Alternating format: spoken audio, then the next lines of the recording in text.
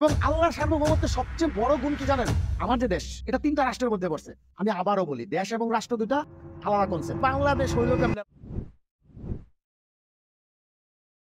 আজকে শৈলের আয়োজিত এই দিনব্যাপী সেমিনারের সম্মানিত সভাপতি, অন্যান্য অতিথিবৃন্দ, আমার সামনে যারা বসে আছেন, সবাইকে আসসালামু আলাইকুম।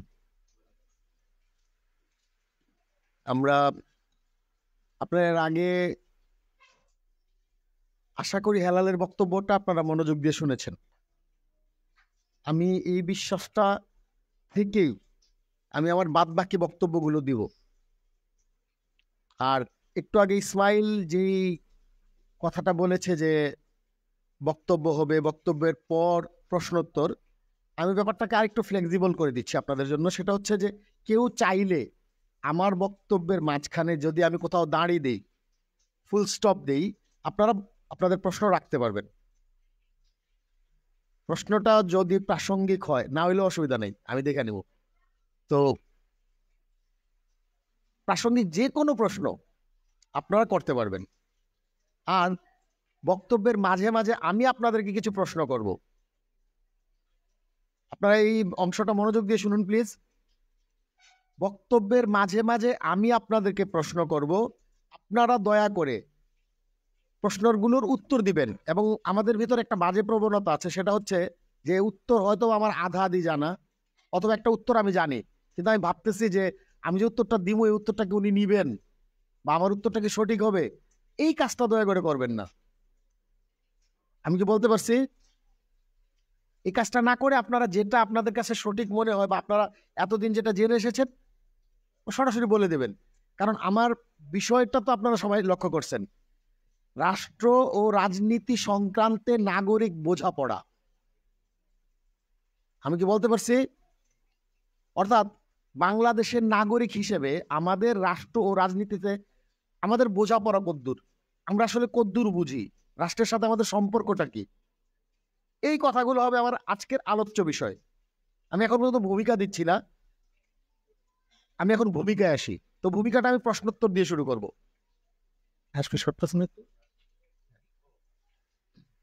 তো আমি প্রশ্নোত্তর দিয়ে আমি আপনাদেরকে এখন প্রশ্ন করব, দয়া করে সৎভাবে দ্রুত উত্তর দেবেন। আমাদের দেশের নাম কি? হ্যাঁ, গণপ্রজাতন্ত্রী কি বাংলাদেশকে কে বলছেন? এক, উঠেন, হাত তোলেন। তো গুড। আমি প্রশ্ন করেছি আমাদের দেশের নাম কি? বাংলাদেশ কারা কারা বলছেন? হাত তোলেন। গুড। আমাদের রাষ্ট্রের নাম কি? গণপ্রজাতন্ত্রী বাংলাদেশ। আমাদের দেশের নাম স্রেফ বাংলাদেশ। অর্থাৎ আমার বক্তব্যের এই যে আমি কথাটা বললাম যে আমাদের দেশের নাম স্রেফ বাংলাদেশ, বাংলা, এটাকে একসময় বলা হতো শুধু বাংলা। ইংরেজি বলতো বেঙ্গল, বা ইউরোপীয়রা বলতো বেঙ্গল। বাংলা, আমাদের দেশের নাম হচ্ছে বাংলাদেশ। আরো স্পেসিফিক করে বললে পূর্ব বাংলা। পূর্ব বাংলা ছিল আমাদের এই অংশটা, আজকে যে যেটুকু নিয়ে বাংলাদেশ গঠিত, এটা ছিল পূর্ব বাংলা। কিন্তু পূর্ব বাংলার সাথে আসামের কিছু অংশ, ত্রিপুরার কিছু অংশ, তারপরে হচ্ছে আরাকানের কিছু অংশ মিশলে আজকের যে জায়গাটা হচ্ছে এটার নাম কি? বাংলাদেশ। বাংলাদেশ আমাদের দেশ, আমাদের রাষ্ট্র না। আমি কি বলতে পারছি? ঢাকায় যারা আমরা বড় হয়েছি, ছোটবেলায় তাদেরকে একটা প্রশ্ন করে তোমার দেশ কই, তো বলতাম ময়মনসিংহ। আরেকজন বলতো তোমার দেশ কই, সিলেট। তোমার দেশ কই, চিটাগং। ইংরেজিতে দেখবা গ্রামাঞ্চল বোঝাতে কান্ট্রি শব্দটা ব্যবহার হয়, তোমরা লক্ষ্য করছো এটা? যেমন গ্রামাঞ্চল বলা হয় কান্ট্রি সাইড। ক্ষেত, আমরা যেটাকে বলি ক্ষেত বা গেও মানুষ, ওরা কি বলে? কান্ট্রিম্যান, গেও লোক। কান্ট্রি সং, এই জনরার নাম শুনছো তোমরা গানের? ইংরেজিতে বলা হয় কান্ট্রি সং। কান্ট্রি সং মূলত হচ্ছে ওদের লোকসঙ্গীত বা ওদের পল্লী গীতি। আমাদের যেমন পল্লী গীতি বা গ্রামের গান আছে, তো হ্যাঁ ওদের হলো কান্ট্রি সং, মানে গ্রামের গান। এখন কান্ট্রি শব্দ একই অর্থে একই সাথে দেশ। এখানে ফিলোসফি নিয়ে একটু আগে আলোচনা হয়েছে, তাই না? গুড। ফিলোসফিতে দেশ বলতে কি বোঝায় জানো? স্থান। কোন নির্দিষ্ট জিনিসের স্থানকে ফিলোসফিতে কি বলে? দেশ। আচ্ছা, যাই হোক, এখন আমি প্রথমে আগে বলে নেই, দেশ আর রাষ্ট্র দুইটা কনসেপ্ট আলাদা। আমি আবারও বলি, দেশ এবং রাষ্ট্র দুইটা আলাদা কনসেপ্ট। আমাদের রাষ্ট্রের নাম কি? গণপ্রজাতন্ত্রী বাংলাদেশ। আর আমাদের দেশের নাম কি? বাংলাদেশ। এবং দেশ আর রাষ্ট্র দুইটা আলাদা কনসেপ্ট। কেমনে? আমার মা, সাপোজ আমার মা একটা স্কুলের প্রধান, হেডমিস্ট্রেস, আমি ওই স্কুলের ছাত্র, ঠিক আছে? এখন এই ভদ্রমহিলা কি, মনে করি ভদ্রমহিলার নাম, একটা নাম দাও। সমীরন। গুড, ভালো নাম। ভদ্রমহিলার নাম সমীরন। এখন জনাব সমীরন হচ্ছেন এই স্কুলের হেডমিস্ট্রেস, কিন্তু ভদ্রমহিলা একই সাথে আমার মা। এখন আমার মা, ওনাকে আমি শ্রদ্ধা করতে বাধ্য, ঠিক আছে? কিন্তু তিনি কোনো একটা ডিসিশন নিছেন, যেটা আমি ক্লাস 10-এ পড়ি, সাপোজ, যেটা ক্লাস 10-এর ছাত্রদের স্বার্থ বিরোধী। এখন আমি কথা বলতে পারবো যে না, আমার মা যেহেতু এটা করছে, এটা বলতে পারি, আমার মা যেহেতু করছে আমি যাবো না এই আন্দোলনে, পারি না? এই যেহেতু উনি আমার মা, কিন্তু বাস্তবতা ক্ষতিটা তো আমার হইব। আমি যেহেতু ক্লাস 10-এ পড়ি, এটা তো আমার স্বার্থ বিরোধী। এখন মনে করো ওই আন্দোলনে আমি যোগদান করছি, আমি কার বিরুদ্ধে আন্দোলন করতেছি? মার বিরুদ্ধে না হেডমিস্ট্রেসের বিরুদ্ধে? আমি কি বলতে পারছি? হেডমিস্ট্রেস এমন একটা কিছু করছে না, আমাদের স্কুলের উন্নতি হয়েছে। আসলে আমি এখন প্রশংসা করতেছি, কার করতেছি? হেডমিস্ট্রেসের, আমার মায়ের না। আমার মা তো এমনি দুনিয়ার সেরা, পৃথিবীর সব মাই দুনিয়ার সেরা মা। তোমরা এই তথ্যটা জানো? দুনিয়ার প্রায় সব মাই দুনিয়ার সেরা মা। কারণ প্রত্যেকটা মাই আলাদা, প্রত্যেকটা মানুষ আলাদা, ঠিক আছে? এবার আসি, আমরা আমাদের দেশকে বলি মাতৃভূমি। আমাদের দেশকে কি বলি? মাতৃভূমি। রাষ্ট্রকে কি বলি? রাষ্ট্রকে কিন্তু মাতৃভূমি বলি না। তো এটা হচ্ছে মা, মায়ের সাথে ভালো, মানে সম্পর্কটা কিসের হয়? ভালোবাসার, ঠিক আছে? আরবিতে একটা প্রবাদ আছে, তোমরা জানো, রব্বুল ওয়াতনে হিনাল ঈমান, দেশপ্রেম ইমানের অঙ্গ। আমি কি বলতে পারছি এটা? এখন তোমরা ছোট্ট একটা জিনিস দেখো, দেশ আর রাষ্ট্র। রাসূলুল্লাহ সাল্লাল্লাহু আলাইহি সাল্লামের দেশ কোনটা ছিল? ওয়াতন। দেশের আরবি কি? ওয়াতন। ওনার দেশ কোনটা ছিল? মক্কা। কিন্তু রাসূলুল্লাহ সাল্লাল্লাহু আলাইহি সাল্লাম ওনার দেশ থেকে বাধ্য হইছেন, হিজরত করছেন। ওরা কই গেছেন? মদিনায়, ইয়াসরিবে। ইয়াসরিবে গিয়ে উনি একটা রাষ্ট্র প্রতিষ্ঠা করছেন। পুরা হেজাজ অঞ্চলের প্রথম রাষ্ট্র এটা। উনি ছিলেন হেড অফ দ্য স্টেট, রাষ্ট্রপ্রধান। এবং রাসূলুল্লাহ সাল্লাল্লাহু আলাইহি ওয়াসাল্লাম তার জীবনের শেষ দিন পর্যন্ত কিন্তু তার রাষ্ট্রে থেকে গেছেন। উনি মক্কায় ফেরত যান নাই। পরবর্তীতে যখন মক্কা বিজয় হয়, তখন মক্কা ইয়াসরিব স্টেটের আন্ডারে আসছে। আমি কি বলতে পারছি?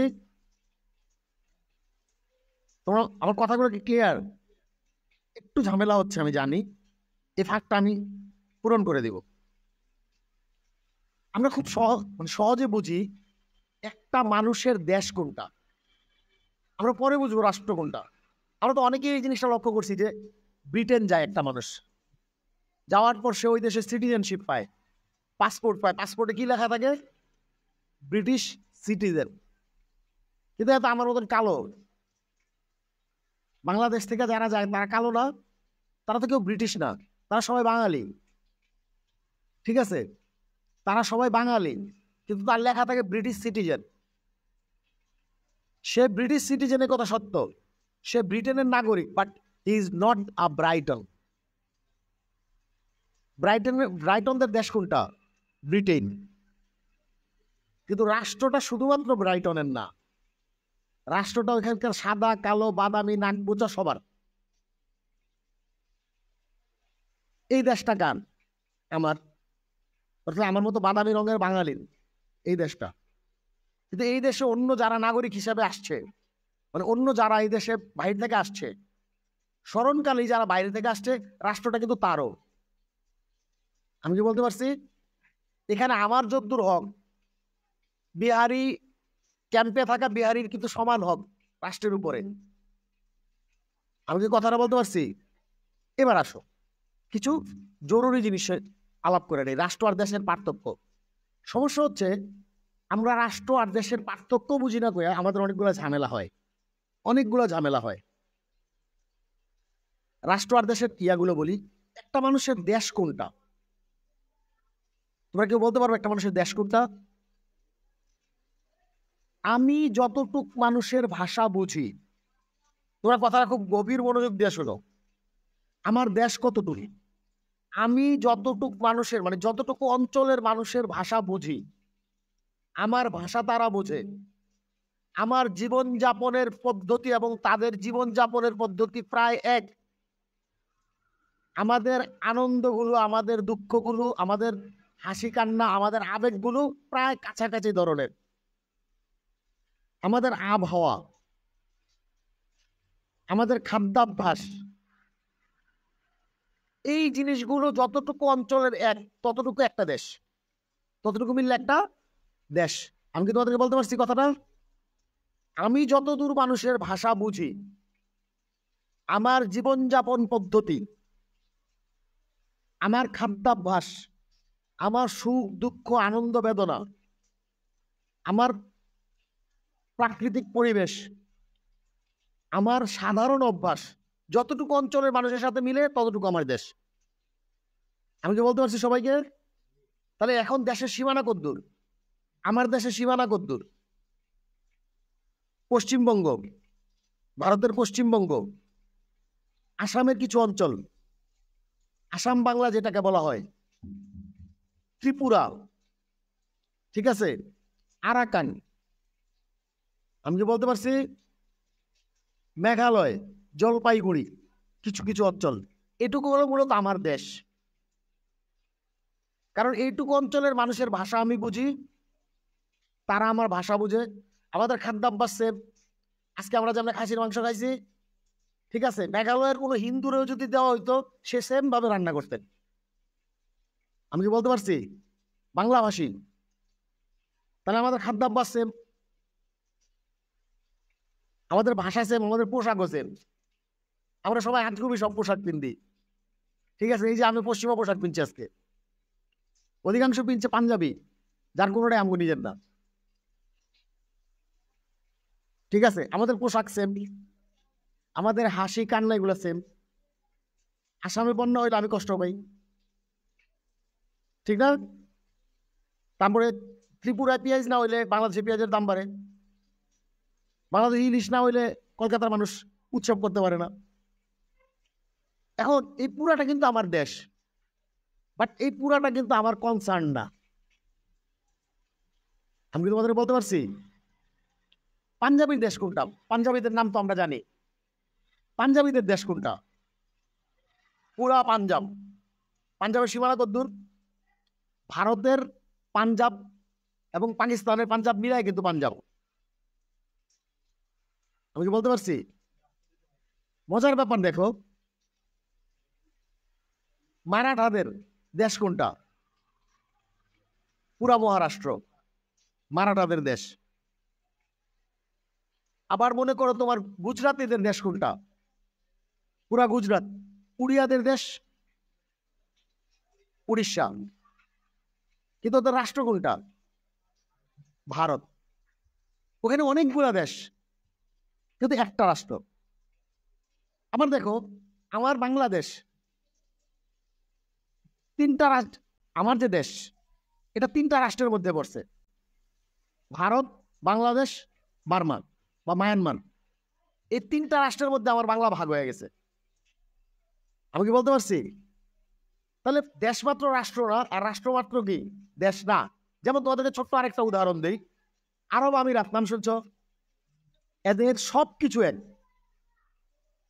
ধর্ম, পোশাক, খাদ্য, চরিত্র, হাইসলত, তুমি যা বলতে পারো একটা মানুষের সবকিছু সেম, কিন্তু রাষ্ট্র কতগুলা? ওই আরব অঞ্চলে বা আরব উপদ্বীপের রাষ্ট্র কতটা? এই 12-13টা রাষ্ট্র, যাদের কোনো কিছুতে সামান্যতম পার্থক্য নেই। আমি কি বলতে পারছি? তাহলে দেশ আর রাষ্ট্রের মধ্যে একটা পার্থক্য আছে, আর দেশের প্রতি আমাদের প্রেম থাকে, রাষ্ট্রের প্রতি কি থাকে এটা পরে গোমরে আশা করি। যেমন যুক্তরাষ্ট্র, আমেরিকা যুক্তরাষ্ট্র, এখানে রাষ্ট্র কয়টা? আমেরিকার যে যুক্তরাষ্ট্র USA, United states of America, এখানে রাষ্ট্র কয়টা? কে কইছে রাষ্ট্র একটা? থামতব্যা, একটা ত্রিভুজ আঁকো মনে মনে সবাই, একটা ত্রিভুজ, ত্রিভুজের মাঝখানে একটা দাগ দাও। ত্রিভুজ কয়টা? দুইটা। এ পাশে আরেকটা দাগ দাও। ত্রিভুজ কয়টা? একটা, দুইটা, তিনটা। এখানে আরেকটা দাগ দাও। ত্রিভুজ কয়টা? একটা, দুইটা, তিনটা, চারটা, পাঁচটা। আমি কি বলতে পারছি? আমেরিকা যুক্তরাষ্ট্র একটা স্টেট বা একটা রাষ্ট্র, এর ভিতরে কতটা রাষ্ট্র আছে? 50টা রাষ্ট্র আছে। আমি কি বলতে পারছি? ওই ত্রিভুজের হিসাবটার মতো। ওদের দেখো সবকিছু প্রায় সেম। আলাস্কা অঞ্চলটা যদি আমরা বাদ দিই, তাহলে ইউনাইটেড স্টেটস অফ আমেরিকার এই অংশে যেটা আছে সবগুলা কিন্তু ওদের ভাষা, পোশাক, আশাক, ইতিহাস, ঐতিহ্য সবকিছু সেম, কিন্তু রাষ্ট্র কয়টা? 50টা রাষ্ট্র। 50টা রাষ্ট্র মিললে আবার কয়টা রাষ্ট্র? একটা রাষ্ট্র। তাহলে রাষ্ট্র ব্যাপারটা একটু জটিল হয়ে গেল না? যেমন ক্যালিফোর্নিয়াতে যেটা অপরাধ, বুঝছো, ম্যাসাচুসেটসে এটা অপরাধ না।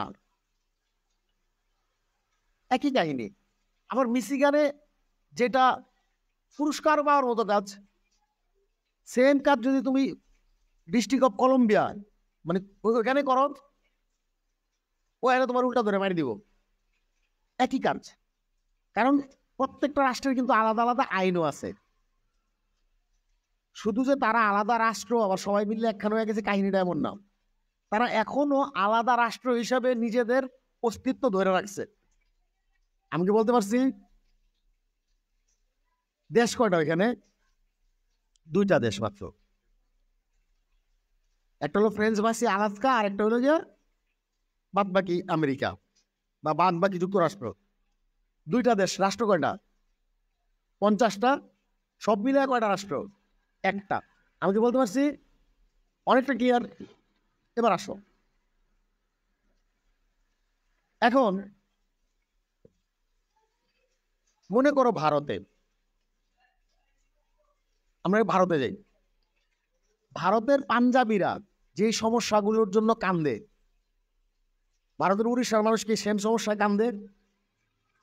তেলেঙ্গানার মানুষ বুঝেই না যে এটা একটা সমস্যা।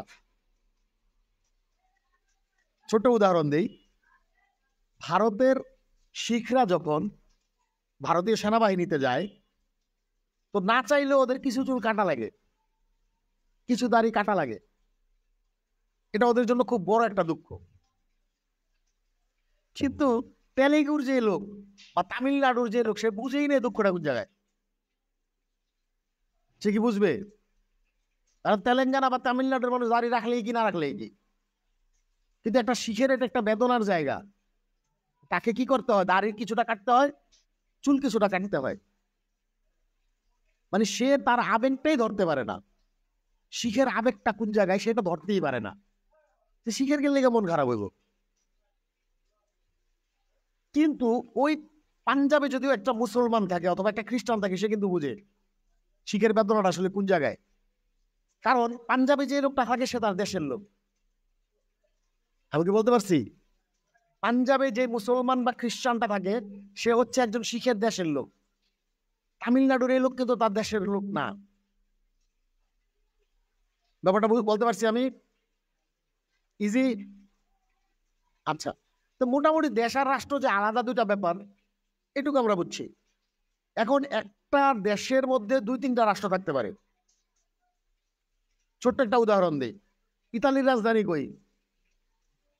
রোম। ইতালির রাজধানী রোম। ভ্যাটিকান কোন জায়গায় পড়ছে?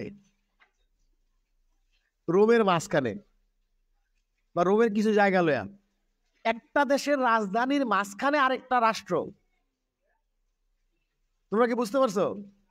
একটা দেশের রাজধানী, ইতালির রাজধানী হচ্ছে রোম, রোমের মাঝখানে একটা রাষ্ট্র, সেটার নাম কি? ভ্যাটিকান। আমি কি তোমাদের বলতে পারছি ভ্যাটিকানের রাজধানী কই? Vatican city. ভ্যাটিকানের রাজধানী হচ্ছে ভ্যাটিকান সিটি। এখন বলো, রাজধানীর বাইরে ভ্যাটিকানের কতটুকু জায়গা আছে? 1 ইঞ্চি জায়গাও নাই, পুরাটা দেশই ওদের রাজধানী। আমি বলতে পারছি তোমাদেরকে, পুরোটা দেশই রাজধানী, দেশের পুরোটা ভূমিই রাজধানী। বিষয়টা বুঝছো না? আমি আশা করি বলতে পারতেছি। আচ্ছা, দক্ষিণ আফ্রিকা নামে একটা দেশ আছে, মানে আমি এখন দেশ বলতেছি, দক্ষিণ আফ্রিকা নামে আসলে কোনো দেশ না, রাষ্ট্র আছে। দক্ষিণ আফ্রিকা নামে একটা রাষ্ট্র আছে, এই রাষ্ট্রের মাঝখানে 2টা রাষ্ট্র। ব্যাপারটা কি তোমাদেরকে বলতে পারছি? কিছুদিন আগে বাংলাদেশে ছিটমহল বিনিময় হয়েছে ভারতের সাথে, তোমরা তো জানো এটা। ছিটমহল গুলো কি ছিল জানো? আমার রাষ্ট্রের মাঝখানে অন্য রাষ্ট্রের জায়গাকে কি বলে? ছিটমহল বা এনক্লেভ। আমার রাষ্ট্রের মাঝখানে অন্য রাষ্ট্রের যদি কোনো ভূমি থাকে সেটাকে কি বলে? ছিটমহল। এখন আমার দেশের সীমানার ভিতরে চতুর্দিকে বাংলাদেশের মাটি, মাঝখানে একটা ছিটমহল ভারতের, ওইখানে কিন্তু বাংলাদেশের আইন চলে না। ব্যাপারটা বুঝছো? এবার তোমরা যারা ঢাকায় গেছো বা যারা শিক্ষিত আছে, এদেরকে আমি একটা প্রশ্ন করি, যুক্তরাষ্ট্রের দূতাবাস বাংলাদেশের কোথায় পড়ছে? মাদানী মাদানী অ্যাভিনিউ, গুলশানের। অন্যান্য সবগুলা কিন্তু ওইখানেই পড়ছে দূতাবাস। ওই জায়গাটাকে কি বলে জানো? Diplomatic enclave. ওইখানে লেখা আছে ডিপ্লোম্যাটিক এনক্লেভ, কারণ ওইটুকু ওই রাস্তার বাইরে, ওই যে রাস্তাটা আছে গুলশানের ওই অঞ্চলের রাস্তার বাইরে আর কোথাও বাংলাদেশের আইন চলে না, শুধুমাত্র রাস্তায় বাংলাদেশের আইন চলে। আমি কি বলতে পারছি? দূতাবাসগুলোর ভিতরে বাংলাদেশের আইন চলে, বিদেশের দূতাবাসে চলে না। ওখানে কোন দেশের আইন চলে? যেই দেশের দূতাবাস সেই দেশের আইন। তার মানে বাংলাদেশের আইন কোথায় চলে? এনক্লেভের, শুধুমাত্র রাস্তায়। এই জন্য এটাকে বলা হয় ডিপ্লোম্যাটিক এনক্লেভ বা কূটনৈতিক ছিটমহল। আমি কি বলতে পারছি? জুলিয়ান অ্যাসাঞ্জ একটা দেশের এমবিসিতে এখনো পালায় আছে না, ওকে ওই দেশের লোক গিয়া গ্রেফতার করতে পারতেছে না, আমেরিকার পুলিশ ওকে গ্রেফতার করতে পারতেছে না, কারণ ওইখানে আমেরিকার আইন চলে না। আমি কি বলতে পারছি ঘটনাটা? এখন আসো, রাষ্ট্র কি? আমার কাছে এতদিন মনে হয়েছে দেশ কি এটা বোঝানো সবচেয়ে কঠিন জিনিস, কারণ আমাদের মাথার ভিতরে এনট্যাঙ্গেলড হয়ে আছে দেশ আর রাষ্ট্র সেম জিনিস। আমি যদি আজকে রাষ্ট্রের বিরোধিতা করি, অনেকেই ভাববে যে এত দেশদ্রোহী হয়ে গেছে। এখন রাষ্ট্রের, তোমরা দেখবা বিভিন্ন মামলায় লেখা থাকে আব্দুল হাদি গং বনাম রাষ্ট্র। সে মামলাটা কার বিরুদ্ধে চলতেছে? মামলাটা রাষ্ট্র এবং আব্দুল হালিম গং এর মধ্যে। বাংলাদেশের বিরুদ্ধে কিন্তু সে মামলা করে নাই, সে করছে কার বিরুদ্ধে মামলাটা? রাষ্ট্রের বিরুদ্ধে। আমি কি বলতে পারছি? এখন দেশ মানেই কিন্তু রাষ্ট্র না। দেশের প্রতি আমাদের প্রেম থাকবে, দেশপ্রেম যেটাকে বলে, ভালোবাসা থাকবে, দেশের মানুষের ভালো মন্দে আমি কাঁদবো, এটা তো নিয়ম। দেশের যাতে করে ভালো হয় তার জন্য আমি সবসময় চেষ্টা করবো।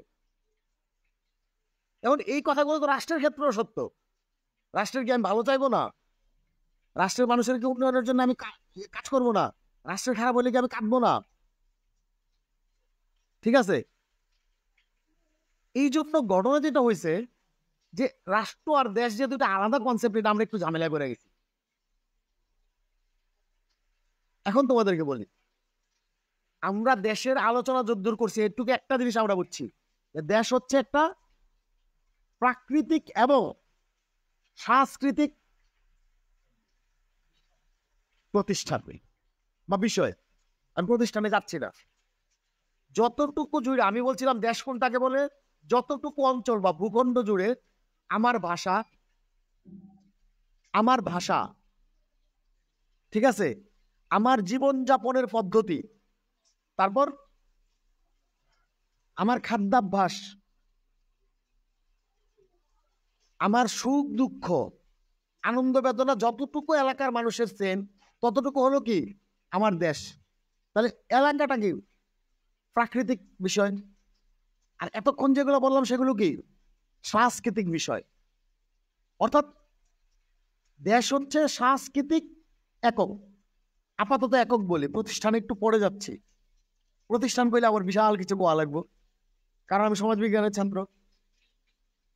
আমাদের একটা বিশ্বাস, আমরা যারা সমাজবিজ্ঞান পড়ি, আমাদের ভিতরে একটা চমৎকার বিশ্বাস কাজ করে, সেটা হলো আমাদের উপরে তো প্রতিষ্ঠান বিষয়টা কেউ বুঝে না। যে জন্য যখনই আমরা চান্স পাই প্রতিষ্ঠান নিয়ে আধা ঘন্টা বক্তব্য দিই। তো আমি আপাতত বলতেছি যে দেশ হচ্ছে একটা কালচারাল ইউনিট, একটা সাংস্কৃতিক একক। কিন্তু রাষ্ট্র কিন্তু সাংস্কৃতিক একক না। একটু আগে আমি একটা উদাহরণ দিছি যে রাসূলুল্লাহ সাল্লাল্লাহু আলাইহি ওয়াসাল্লামের দেশ কোনটা? মক্কা। কিন্তু উনি রাষ্ট্র প্রতিষ্ঠা কোথায় করছেন? মদিনায়। এরপর আমি একটা কথা বলছি যে মক্কা যখন মদিনা রাষ্ট্রের অধীনে আসলো, তোমাদের কথাটা মনে আছে? এবার আসো, রাসূল সাল্লাল্লাহু আলাইহি ওয়াসাল্লাম কোন রাষ্ট্রে জন্মগ্রহণ করছেন? উনি কোনো রাষ্ট্রে জন্মগ্রহণ করেন নাই, বরং তিনি একটা রাষ্ট্রের জন্ম দিছেন। কথাটা খুব ভালো করে, উনি একটা দেশে জন্মগ্রহণ করছেন, ভৌগোলিকভাবে যে জায়গাটার নাম হেজাজ। কিন্তু আরো স্পেসিফিক করলে ওনার জন্মস্থানের নাম কি?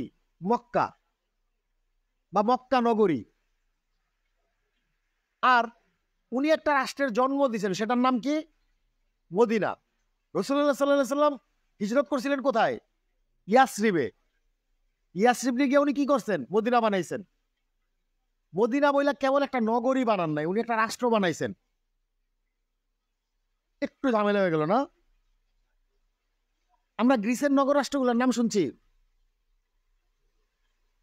পৃথিবীর প্রাচীন বা এখন পর্যন্ত, শুধু প্রাচীন না, এখন পর্যন্ত পৃথিবীর প্রত্যেকটা রাষ্ট্র কোনো একটা নগরীকে বেস করে গড়ে ওঠে। পৃথিবীর প্রত্যেকটা রাষ্ট্র কোনো একটা বা একাধিক, কমপক্ষে একটা নগরীকে বেচ করে গড়ে ওঠে। যেমন প্রাচীন গ্রিসের রাষ্ট্রগুলো সম্পর্কে আমরা জানি না, ওগুলো কি বলে? নগর রাষ্ট্র। এখন আসো, প্রাচীন গ্রিস যেহেতু আইসেই পড়ছে, আমি প্রাচীন গ্রিস নিয়ে একটা মজার কথা বলি। এথেন্স নামে একটা নগর রাষ্ট্র ছিল, যেখানে গ্রিসের সবচেয়ে বেশি জ্ঞানী গুণী লোক থাকতেন। নাম কত 2-4 জনের? সক্রেটিস, প্লাটো, আরিস্টটল, জেনো, এরকম আরো অনেকগুলো নাম বলা যাবে, পিথাগোরাস, ঠিক না, তারপরে ইউক্লিড, এরা সবাই এথেন্স নগরীতে জন্মাইছেন। আবার ওদিকে দেখো আরেকটা রাষ্ট্র ছিল, এটার নাম হলো মাকদোনিয়া বা মেসিডোনিয়া। সেখানে জন্মাইছেন কে? Alexander the great. পাশে আরেকটা রাষ্ট্র ছিল, যে রাষ্ট্রটা প্লেটোর খুব পছন্দের রাষ্ট্র ছিল, ওটার নাম কি? ওই যুদ্ধ করতো যে সবাই। তারপরে আরেকটা রাষ্ট্র ছিল সিসিলি। এখন এই যে গ্রিসের নগরগুলোর নাম আমরা যেগুলার নাম জানি, এর বাইরে কি গ্রিস ছিল না? এই যে গ্রিসের 17টা নগরীর নাম আমরা জানতে পারি, যেমন ইথিকার নাম তো আমরা জানি। ইথিকা কার জন্ম? ইউলিসিস, ঠিক না? তারপরে হচ্ছে তোমার থেটিসের ইয়ার যে পাশে যেটা ছিল আজাক্সের নগরী। আমরা 16-17টা নগরীর নাম জানি, এই 16-17টা কিন্তু রাষ্ট্র ছিল। এখন আমার প্রশ্ন, এই রাষ্ট্রের বাইরে, এই রাষ্ট্রগুলোর বাইরে কি গ্রিস ছিল না? ছিল। ওই গ্রিস কই গেল? এরা কোন রাষ্ট্রের অধীনে ছিল? ওই রাষ্ট্রটার নাম কি? এই নগরগুলো যে রাষ্ট্রে ছিল না, আসো এটা একটু সমাধান করে ফেলি। আগের দিনে হয়তো কি জানো, আমাদের এই অঞ্চলে মহেঞ্জোদারো, হরপ্পা, তারপরে বাংলাদেশের যে পাওয়া গেছে ওয়ারি বটেশ্বর, এগুলো কিছু নগরী পাওয়া গেছে, তাই না? এই নগরীগুলা রাষ্ট্র ছিল। নগরীর বাইরের যে অংশগুলা ছিল এগুলো এই রাষ্ট্রের অধীনস্থ ভূমি ছিল, উপনিবেশ ছিল। উপনিবেশ কখনো রাষ্ট্রের মর্যাদা পাইতো না। উপনিবেশের কাজ ছিল রাষ্ট্রের মানুষের যা কিছু প্রয়োজন সেগুলো উৎপাদন করা। আমি কি বলতে পারছি? এথেন্স নগরীর ভিতরে কোনো উৎপাদনের ব্যবস্থা ছিল? একটা আঙুর বাগান নাই, একটা কুমারের ঘর নাই, কোনো উৎপাদন ছিল না। তাই খাইতো কেমনি আরে মানুষগুলা? সৈনিকও খুব বেশি ছিল না, কয়েকজন কনসাল, কয়েকজন জেনারেল। তো এই রাষ্ট্র রক্ষা করতো কে? যেই মানুষগুলা এই রাষ্ট্রের খাবার যোগাইতো এবং এই রাষ্ট্রটাকে রক্ষা করতো, তারা সবাই রাষ্ট্রের বাইরে থাকতো। আমি কি বলতে পারছি তোমাদেরকে? এরা সবাই রাষ্ট্রের বাইরে থাকতো। কথাটা একটু ঝামেলা লাগলো না? একটু ঝামেলা না? আসো এই জিনিসটাই, এই ঝামেলাটা দূর করে দিই। রাষ্ট্র কি সেটাই পরে যাই। রাষ্ট্র কি নিয়ে গঠিত সেটা বলো। তোমরা কয়েকজন চুপ থাকবা, হেলাল, জামিল, তুমি। আমি বাদ বাকিদেরকে প্রশ্ন করবো, রাষ্ট্র কয়টা উপাদানে গঠিত? কয়টা বলো না কেন তোমরা? চারটা। কি কি? হ্যাঁ, একজন বলো, আগে ওরা বলো। ভূখণ্ড, সরকার, তারপর জনগণ, গুড, আর সার্বভৌমত্ব। Thank you. আর কেউ বলো। ওরা চারটা বলছে, ভূখণ্ড, সরকার, জনগণ, সার্বভৌমত্ব। এর বাইরে কিছু লাগে? সবকিছু চলে আসে। ওদেরগুলো কি ঠিক আছে? হ্যাঁ, আমি যে তিনজনের কথা বলছি এরা ছাড়া বাকিরা হাত উঠাও। ঠিক আছে পক্ষে কে কে? আমি আগে প্রথমে বলে নিছিলাম যে শর্মায়া কিছু করো না, ঠিক আছে? ওদেরটা ঠিক হয় না, এই কথাটা কার কার মতে? এই তিনজন ছাড়া তুমিও পক্ষে? হ্যাঁ, আসো, আমাদের বইয়ে তাই লেখা আছে। কি কি লাগে একটা রাষ্ট্রের জন্য? ওরা সঠিক, ঠিক আছে? যাদের ভিতরে দ্বিধাদ্বন্দ্ব আছে এরা দ্বিধাদ্বন্দ্ব আপাতত বাদ দিয়ে দাও। আমাদের প্রত্যেকটা রাষ্ট্রবিজ্ঞান বা পৌরনীতির বইয়ে লেখা আছে যে চারটা উপাদান একটা রাষ্ট্র গঠিত হয়। কি কি? ভূখণ্ড, এই ভূখণ্ডের মধ্যে আকাশ সীমা, জল সীমা, ঠিক আছে? সবকিছু অন্তর্ভুক্ত। দ্বিতীয়টা কি লাগে? সরকার। 3 নম্বর কি লাগে? জনগণ। 4 নম্বর কি লাগে? সার্বভৌমত্ব। এবার আসো আমরা একটু প্রথম থেকে দেখি, কাতার রাষ্ট্রে জনগণ কতজন? আচ্ছা, প্রথমে দেখি আমরা জনগণ কি। মানুষ, সাধারণ মানুষ, সব মানুষ। জনগণ হলো মানুষ, সাধারণ মানুষ, সব মানুষ। মানে সব মানুষ বলে কি আমি সাধারণ অসাধারণ সবাইকে একসাথে করে দিছি? বলতে পারছি? সব মানুষ হলো একটা দেশের সব মানুষকে কি বলে? জনগণ, তাই না? কাতার নামে একটা রাষ্ট্র আছে, ওইখানে জনগণ কতজন? কয়েক লক্ষ। এরা কি সবাই কাতারি? এরা কি সবাই কাতারি? মোট জনসংখ্যার 20% কাতারি, বাদ বাকিরাও বহিরাগত, অন্য দেশের মানুষ, অন্য দেশের নাগরিক। তাহলে কাতারের জনগণ যদি চায় যে এই দেশ কাতারিরা শাসন করবে না, জনগণ যদি চায়, হবে? হবে না। কারণ কাতারের 80% মানুষের ওই দেশের নাগরিকত্ব নাই। তারা ওইখানকার কি না? নাগরিক না। আমি কি তোমাদেরকে কথাটা বলতে পারছি? তারা ওই দেশের কি না? নাগরিক না। তাইলে এই 80% জনগণের চাওয়া না চাওয়ায় কোনো কিছু আসে যায় না, আসে যায়। তাহলে রাষ্ট্রের উপাদানের মধ্যে আমাদের প্রথম ভুল জনগণ বলি আমরা। রাষ্ট্র শুধুমাত্র নাগরিককে নিয়ে কনসার্ন, জনগণ না। এটা শুদ্ধটা কি? নাগরিক। এটা শুদ্ধটা কি? নাগরিক। এখন মনে করো বাংলাদেশে কতজন রোহিঙ্গা আসছে? 10 থেকে 12 লাখ। তারা কই আছে? ভাসানচর, কক্সবাজারের। এখন ভাসানচরের চেয়ারম্যান কি 10 লাখ মানুষ মিললে একটা চেয়ারম্যান নির্বাচন করতে পারবো? পারবো? কেন পারবে না? 10 লাখ। কিন্তু ভাসানচরের যে ইউনিয়নের মোট জনসংখ্যা কত? সব মিলে 13,000 থেকে 14,000। তারা তাদের ইউনিয়ন চেয়ারম্যান কি করতে পারবে? নির্বাচন করতে পারবে। কারণ তাদের কি আছে? নাগরিকত্ব আছে। তার মানে হলো রাষ্ট্রের জন্য আসলে জনগণ দরকার না, রাষ্ট্রের জন্য দরকারটা কি? নাগরিক। আমি বলতে পারছি? তাহলে ওদেরটা কি এখন ঠিক আছে না ঠিক নাই? ওই যে একটু আগে বলছি আমাদের সমস্যা হচ্ছে আমরা দেশ এবং রাষ্ট্রকে এক করতে বলি। এখন আমাদের সমস্যা হচ্ছে আমরা জনগণ ও নাগরিককে এক করতে বলি।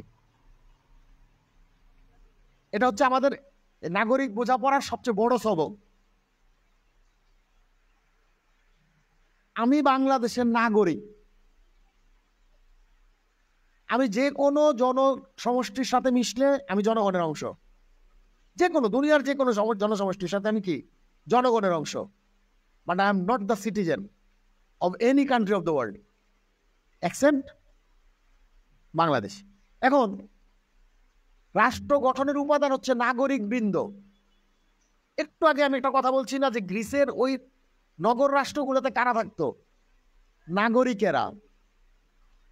আর ওই নাগরিকদের বাইরে যে একটা নগর রাষ্ট্রের অধীনে যে বিশাল অঞ্চল ছিল তারা কি ছিল? উপনিবেশ। উপনিবেশ, বুঝতে পারছো তো? ওই উপনিবেশের মানুষগুলোর কি নাগরিক অধিকার ছিল না? নগর রাষ্ট্রে ভিক্ষুক ছিল না, ভিক্ষুকটার নাগরিকত্ব ছিল। কিন্তু দেখা গেছে নগর রাষ্ট্রের বাইরে যে উপনিবেশ ছিল ওইখানে অনেক বড় বড় সম্পদশালী লোক ছিল, যাদের একরের পর একর বাগান আছে, যার কয়েক হাজার দাস আছে, কিন্তু সে নাগরিক ছিল না, সে উপনিবেশের একজন প্রজা ছিল। আমি কি বলতে পারছি? যেমন ব্রিটিশ ভারতে যখন ভারত শাসন করে ব্রিটিশরা, তখন আমরা ব্রিটেনের নাগরিক ছিলাম না, ইভেন আমরা প্রজাও ছিলাম না। ইভেন আমরা কি ছিলাম না? প্রজাও ছিলাম না। ব্রিটিশরা যখন প্রজাসত্ব আইন করে তখন ওই আইনে ওরা বলে যে যারা কিনা ব্রিটেনকে বা কোম্পানিকে অথবা রাষ্ট্রকে নির্দিষ্ট এই অঙ্কের বেশি ট্যাক্স দান করে এবং যাদের ভূমির পরিমাণ এত, শুধুমাত্র তারা প্রজা বলে স্বীকৃত হবে। তার মানে বাংলা খুব বেশি প্রজা ছিল না এই অঞ্চলে। আমি কি তোমাদেরকে বলতে পারছি? আমাদের প্রজাসত্বটা পর্যন্ত ছিল না, কারণ আমরা কোনো রাষ্ট্র ছিলাম না। আমি কি তোমাদেরকে বলতে পারছি? ব্রিটিশ ভারতকে সর্বপ্রথম রাষ্ট্র হিসাবে স্বীকৃতি দেওয়া হয় 1911 সালে। এটাকে বলা হয় কি? ভারত সাম্রাজ্য। রাজা পঞ্চম জর্জ তখন কি উপাধি নেন? ভারত সম্রাট। আমরা সবাই মুখস্থ করি রাজা পঞ্চম জর্জ ভারত সম্রাট উপাধি গ্রহণ করেন। রাজা পঞ্চম জর্জ ভারত সম্রাট উপাধি গ্রহণ করলে আমার কি আইলো কি গেল? এটা অনেক সময় চিন্তা আসে না? আমি তো তখন ব্রিটিশের গোলামি করতেছি না, তখন আমার স্ট্যাটাসে একটা পরিবর্তন আসছে। আমি ভারত নামক সাম্রাজ্যের তখন কি হয়েছি? প্রজা হয়ে গেছি বাই ডিফল্ট। অর্থাৎ আমার মানুষ হিসাবে আমার কিছু অধিকার তখন জন্মাইছে। এর আগ পর্যন্ত আমার কোনো অধিকার ছিল না ব্রিটেনে, মানে ব্রিটিশ ভারতে। আমি কি বলতে পারছি?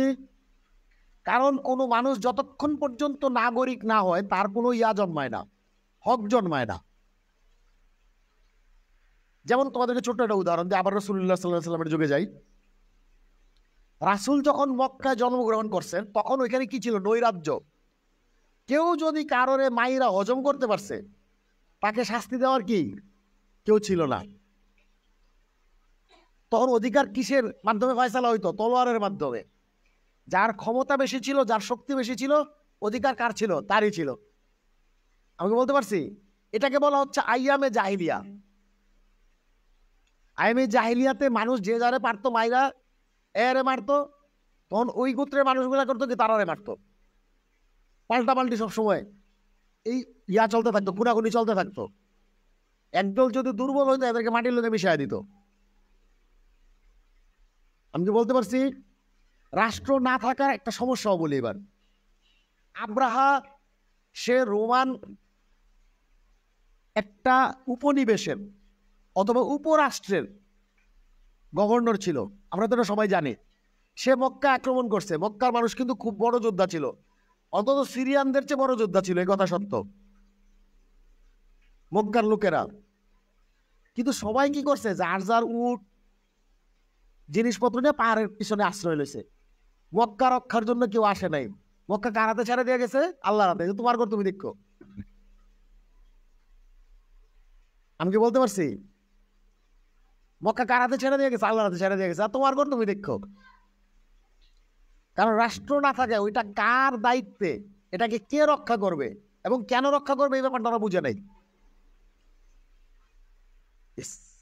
কর্তৃত্ব তখন পর্যন্ত কি তৈরি হয় নাই? কর্তৃত্ব তৈরি হয় নাই, আনুষ্ঠানিক কর্তৃত্ব তৈরি হয় নাই। আমি আশা করি বলতে পারছি। তাহলে রাষ্ট্র কনসেপ্টটা কি? দেশ থেকে ভিন্ন একটা কনসেপ্ট। গ্রিস পুরাটা একটা দেশ, কিন্তু রাষ্ট্র ছিল 17টা। 17টাই ছিল নগর। এই নগরগুলার বাইরে কোনো রাষ্ট্র ছিল না, পুরোটাই ছিল কোনো না কোনো নগরের উপনিবেশ। আলেকজান্ডার দ্য গ্রেট, তাকে আলেকজান্ডার দ্য গ্রেট কেন বলা হয়? সে আস্তা দুনিয়া জয় করছে। সে কি আস্তা দুনিয়ার মানুষের লাগে ফাইট করছে? কিচ্ছু করে নাই। সে ভারতে এসে ধুম মার খেয়েছে। ভারতে এসে মার খেয়েছে। সে একমাত্র আসলে পারসিকদের বিরুদ্ধে লড়াই করতে পারছে। তার ওইটুকু বেটাগিরি। সে দুনিয়ায় খুব বড় তার কোনো সেনাবাহিনী হারায় আসে নাই, কিন্তু সে মহান, মহান আলেকজান্ডার। কেন সেটা বলতেছি? গ্রিস তো কতগুলো ছোট ছোট নগর রাষ্ট্রে বিভক্ত ছিল, মধ্য এশিয়াও সেম ছিল। একটা নগর ছিল, এই নগরকে রক্ষার জন্য, এই নগরকে খাওয়ানো পড়ানোর জন্য কতগুলো উপনিবেশ ছিল।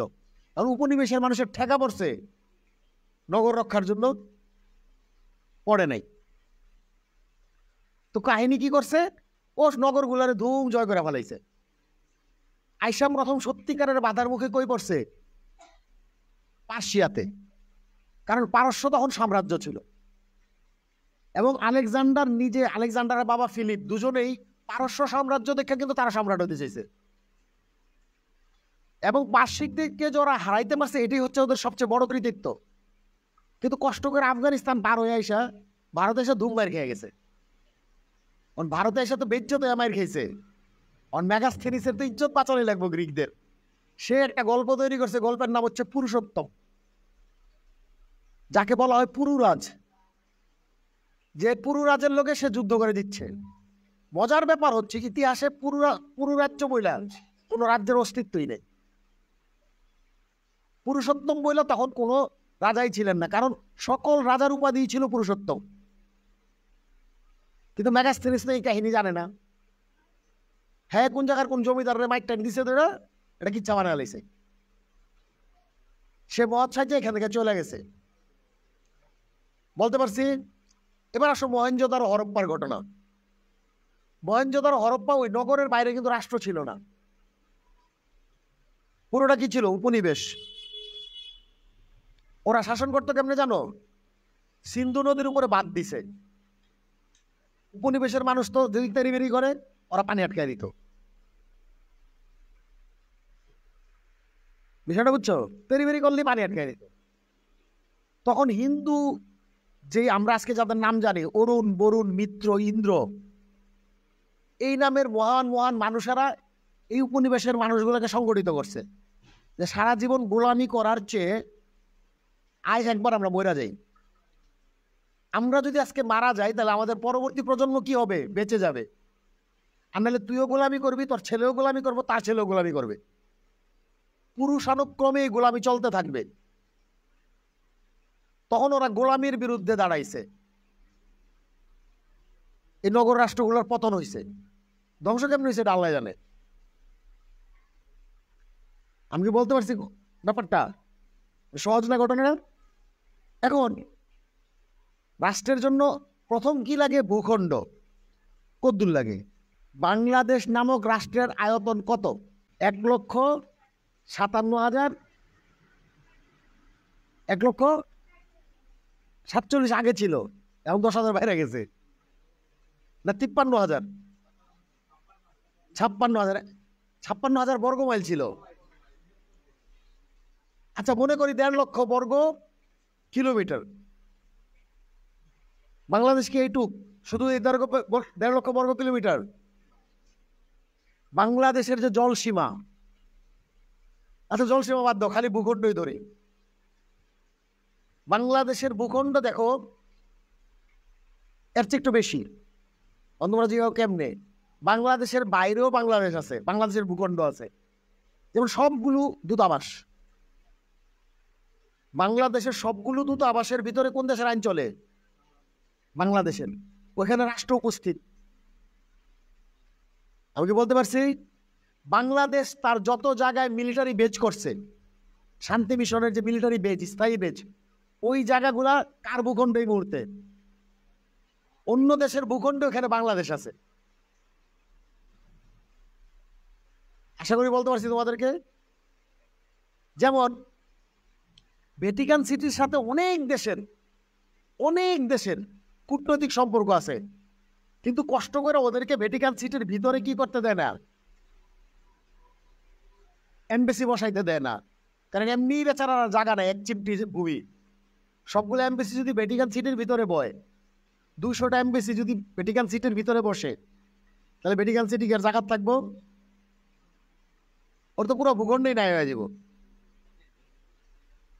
বাংলাদেশের সংবিধানে বাংলাদেশের ভূখণ্ড নেওয়ার একটা বাক্য লেখা আছে, এটা জানো তোমরা? আইন দ্বারা, বাংলাদেশের ভূখণ্ড আইন দ্বারা নির্ধারিত হবে। সংবিধান কে কে পড়ছো? এটা কিন্তু সংবিধানের একদম প্রথম দিকে আছে, 4 নম্বর বা 5 নম্বরে আছে, যে বাংলাদেশের ভূখণ্ড, বাংলাদেশের সীমানা আইন দ্বারা নির্ধারিত হবে। অর্থাৎ ভারতের যে আমাদের আজকে 3টা দূতাবাস, মানে 2টা প্রধান, একটা প্রধান দূতাবাস আর 2টা হচ্ছে কি সেমি দূতাবাস। ত্রিপুরা ছোট্ট একটা, কলকাতা একটা, আর মূলটা হচ্ছে দিল্লিতে, দিল্লি চাণক্যনগরীতে বা চাণক্যপুরীতে। তাহলে এই যে 3টা ভূখণ্ড বাংলাদেশের ভূখণ্ড লোকে যোগ হবে না? সমস্যা একটা আছে। ভারতের যে 3টা আছে ওখানে তো বাংলাদেশের জায়গা বিয়োগ হইব। তোমরা কি বুঝতে পারতেছ?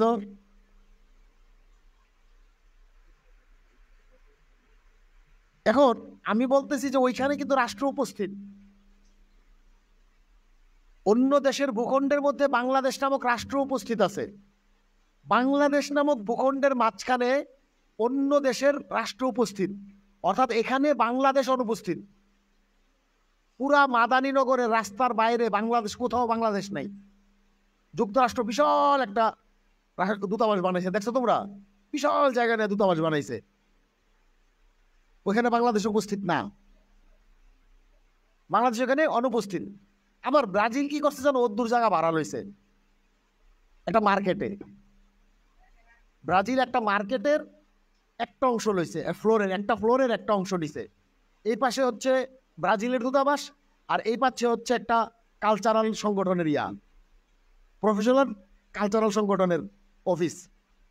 এই পাশে বাংলাদেশ আছে, এই পাশে বাংলাদেশ না, এই পাশে ব্রাজিল রাষ্ট্র উপস্থিত। তো আমরা যখন এই জায়গাটা ক্রস করতেছি, তো ওইখানে একজন লোক দাঁড়ায় আছে ব্রাজিলের, যে আপনারা এখন ব্রাজিলের সীমানায় প্রবেশ করছেন, এখান থেকে সবকিছু ব্রাজিলের আইন ও নীতি অনুযায়ী পরিচালিত হবে। এই কথাটা বাংলা আর ব্রাজিলিয়ান 2টা ভাষায় লেখা আছে, কারণ এটা তো মার্কেটের ভিতরে লইছে। তুমি ব্যাপারটা নাও বুঝতে পারো, সে মুখ দিয়েও বইলা দেয়। আমি বলতে পারছি ব্যাপারটা? তারা একটা জায়গা ভাড়া নিয়ে থাকে, কিন্তু দেখো ভাড়া নেওয়া জায়গার ভিতরে বাংলাদেশ নাই, ওখানে রাষ্ট্র উপস্থিত না। বলতেছি কোন দেশের দূতাবাস মানে হচ্ছে,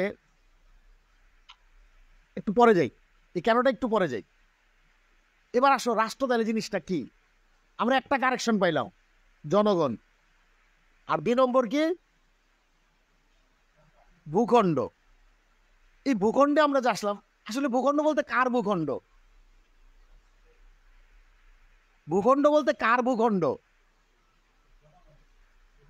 নিজের এবং পরের যে কারো ভূখণ্ড, যেখানে আমার আইন চলে। এখন ভূখণ্ড বলতে কেবলমাত্র যদি আমরা 1.5 লক্ষ বর্গ কিলোমিটার ধরি, ভুল হবে, কারণ 1.5 লক্ষ বর্গ কিলোমিটারের প্রচুর জায়গায় বাংলাদেশ নামক রাষ্ট্র অনুপস্থিত। ঠিক আছে, বাংলাদেশের দূতাবাস আছে কতটা দেশের? 100-র উপরে দেশে, কিন্তু বাংলাদেশ কয়টা দেশে দূতাবাস চালায়? 50+, 60-এরও কম দেশে। তার মানে আমার জায়গা মাইনাস বেশি হয়েছে। আর আমরা কিন্তু স্থায়ী দূতাবাস খুব কম দেশে আছে, আমাদের কয়েকটা মাত্র দেশে আমাদের স্থায়ী দূতাবাস, বাদ বাকি আমরা ভাড়া টাড়া লয়েই চলি। আমি বলতে পারতেছি, তাইলে আমার এখান তো অনেকটা ভূখণ্ড গেল গেল হিসাব করলে। তাহলে ভূখণ্ড বলতে আমরা যেমন সংলগ্ন এলাকা বুঝি, ঘটনাটা এরকম না। যেই ভূখণ্ডে আমার আইন চলে। এখন বাংলাদেশ যদি আজকে জাহাজ ছাড়ে, বাংলাদেশ 200টা জাহাজ সমুদ্রে ছেড়া দিল, বাংলাদেশের পতাকাবাহী, ওইটা ওই মুহূর্তে ওইখানে বাংলাদেশ রাষ্ট্র উপস্থিত। কারণ আমাদের এখানে লেখা আছে কোন নির্দিষ্ট দেশের পতাকাবাহী জাহাজ, জাহাজের অভ্যন্তরে ওই দেশের আইন চলবে। যে সমস্ত দেশ বাই বার্থ সিটিজেনশিপ দেয়, মানে কিছু দেশের আইন আছে, তুমি যদি ওই দেশে জন্মগ্রহণ করো, তুমি ওই দেশের কি নাগরিক। বাংলাদেশে আইন, পৃথিবীর অধিকাংশ দেশ এই আইন মানে, সৌদি আরব ছাড়া, সৌদি আরব এবং কয়েকটা আরব দেশ ছাড়া। আমি কি বলতে পারছি? এখন বাংলাদেশের বা সিঙ্গাপুরের পতাকাবাহী কোনো জাহাজে যদি কোনো শিশুর জন্ম হয়, সে কোন দেশের নাগরিক? সিঙ্গাপুরের। সিঙ্গাপুরের পতাকাবাহী হইলে কেন? এই জাহাজের উপরে কোন দেশের আইন চলতেছে এখন? তাহলে এই জাহাজটা ওই রাষ্ট্রের অংশ। এই জাহাজের যে আয়তনটা, এই আয়তনটা জুড়ে কার আইন? সিঙ্গাপুরের আইন চলে। সিঙ্গাপুরের জাতীয় পতাকাবাহী বিমানে যদি কোনো বাচ্চা জন্মায়, সে কোন দেশের নাগরিক? সিঙ্গাপুরের নাগরিক। কেন? ওই বিমানের ভিতরে সিঙ্গাপুরের আইন চলে। তাহলে রাষ্ট্র সীমা কেবলমাত্র আমার এই 1.5 লক্ষ বর্গ কিলোমিটার আটকে রয়েছে না আমার রাষ্ট্র। হাই সিতে আমার রাষ্ট্র থাকতে পারে, আসমানে আমার রাষ্ট্র থাকতে পারে। আমি কি বলতে পারছি? মহাকাশেও আমার রাষ্ট্র থাকতে পারে। মহাকাশে এই মুহূর্তে কয়েকটা দেশের রাষ্ট্র আছে। যুক্তরাষ্ট্রের রাষ্ট্র আছে, ব্রিটেনের রাষ্ট্র আছে, রাশিয়ার রাষ্ট্র আছে, চীনের রাষ্ট্র আছে, ভারতের রাষ্ট্র আছে, ফ্রান্সের রাষ্ট্র আছে মহাকাশে। আমি কি বলতে পারছি? তার মানে হচ্ছে গিয়ে শুধুমাত্র যদি আমরা ভূখণ্ড করে একটা নির্দিষ্ট আয়তন ধরি, এটা আমাদের ভুল ধারণা। তাহলে আমাদের এটা হলো দ্বিতীয় কারেকশন, ঠিক না? এবার আসো, 4টা জিনিসের কি কি ছিল? আচ্ছা বুঝলাম না, তোমরা শর্মা বা ডরাও কিল্লিগা। আমরা কারেকশন করতেছি আমাদের চিন্তাগুলা, এটা আমাদের বোঝাপড়ার জায়গা। ভূখণ্ড কয়া বলেছে, এবার সরকার। সরকার একটু পরে আর দেই, সার্বভৌমত্ব প্রকাশ করা যায়। আমি যে একটু আগে বললাম যে ওইখানে রাষ্ট্র আছে, আসলে আমি যে একটু আগে দাবি করলাম যে আমার রাষ্ট্র কই আছে? মহাকাশে আছে। আমার রাষ্ট্র উচ্চ সমুদ্রে আমার জাহাজের ভিতরে আছে। আমার রাষ্ট্র হাওয়ায় আছে, দাবি করছি না? আমার রাষ্ট্র সেই যুক্তরাষ্ট্রের ভিতরে আছে। ব্রিটেনে আমার রাষ্ট্র আছে, এই রাষ্ট্রটা গেছে কেমনে? এই রাষ্ট্রটা যেই জিনিসের কারণে গেছে সেই জিনিসটার নাম কি? সার্বভৌমত্ব। এবার আসো সার্বভৌমত্ব জিনিসটা কি সেটা দেখি। আমরা সার্বভৌমত্ব নিয়ে এতগুলো থিওরি পড়ছি। আচ্ছা, কেউ কি আমাকে বলতে পারবো হোয়াট ইজ সার্বভৌমত্ব, মানে হোয়াট ইজ সভরেন্টি? সহজ কইরা কেউ একজন, ডরায় না, বলো। হ্যাঁ বলো তোমরা, কেউ কি বলতে পারবো সার্বভৌমত্ব কি?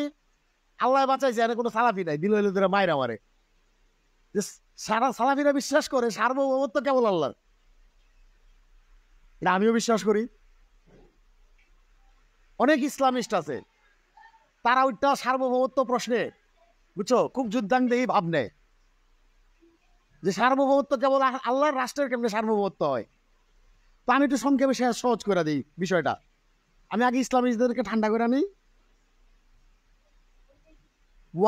সমগ্র সৃষ্টির উপর একক বাস্তব সার্বভৌমত্ব কার?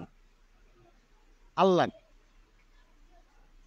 সমগ্র সৃষ্টির আল্লাহ সার্বভৌমত্বের কয়েকটা অ্যাট্রিবিউট আছে, কয়েকটা গুণ আছে।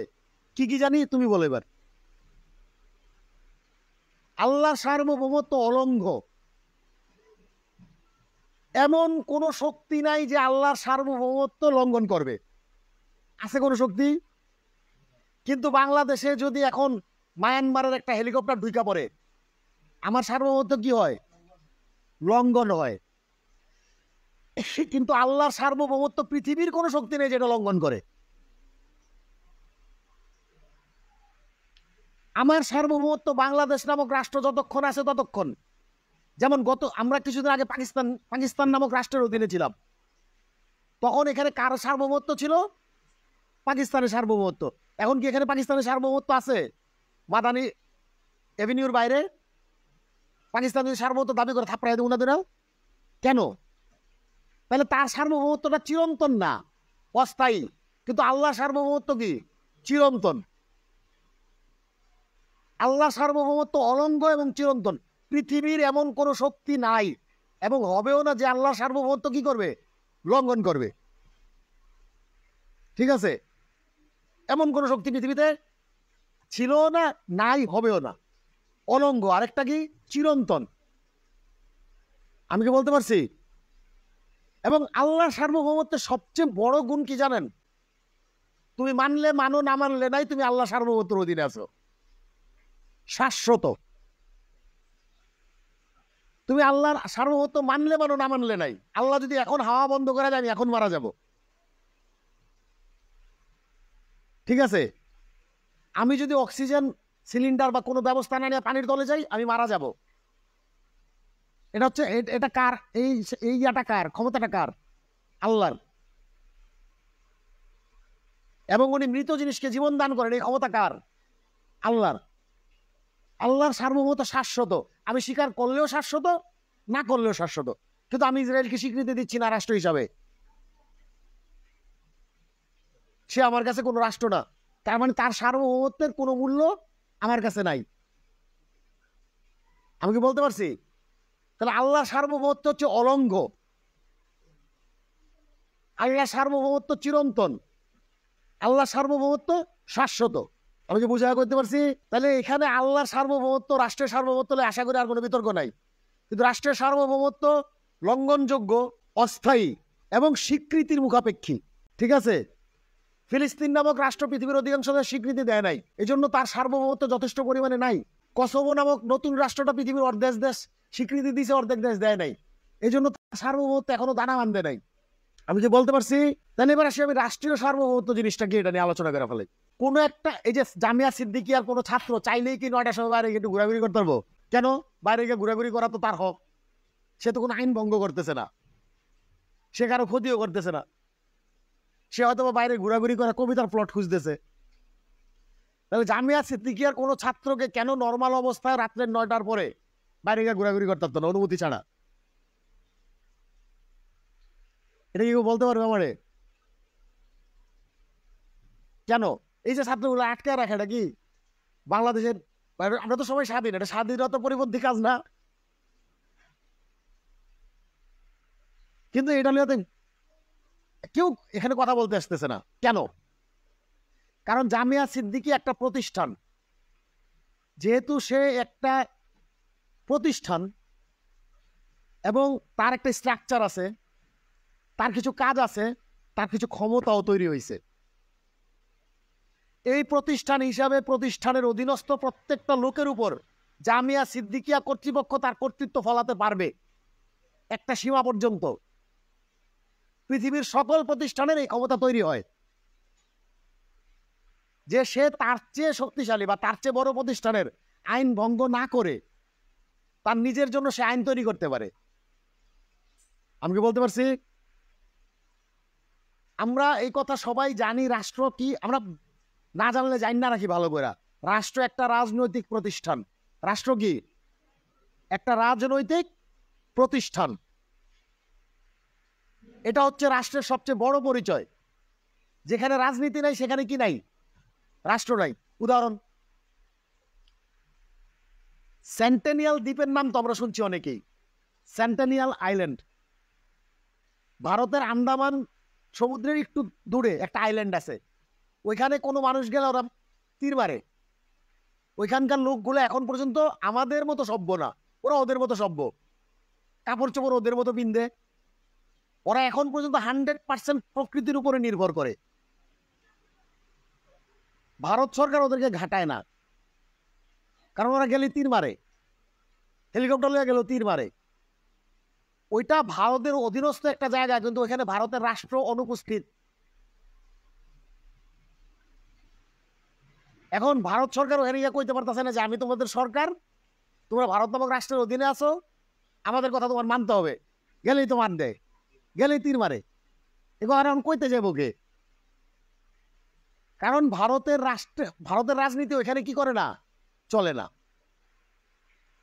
আমাজন জঙ্গলে এরকম অনেকগুলা নৃগোষ্ঠী পাওয়া গেছে যারা নিজেদের মতো করে স্বাধীন। তাদেরকে কি করে না ব্রাজিল সরকার ঘাটায় না।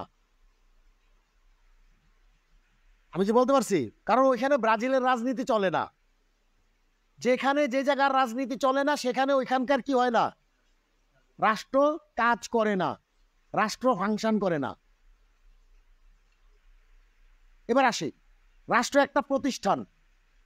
যেহেতু রাষ্ট্র প্রতিষ্ঠান, ঠিক আছে, যেহেতু রাষ্ট্র প্রতিষ্ঠান হিসাবে রাষ্ট্রের ক্ষমতা জন্মায় তার অধীনস্থদের উপরে কি, তার অধীনস্থদের উপরে তার কর্তৃত্বের ক্ষমতা জন্মায়। ঠিক আছে, অধীনস্থদের উপরে কর্তৃত্বের এই ক্ষমতা যখন কোনো রাষ্ট্রের হয় তখন সেটার নাম কি হয়?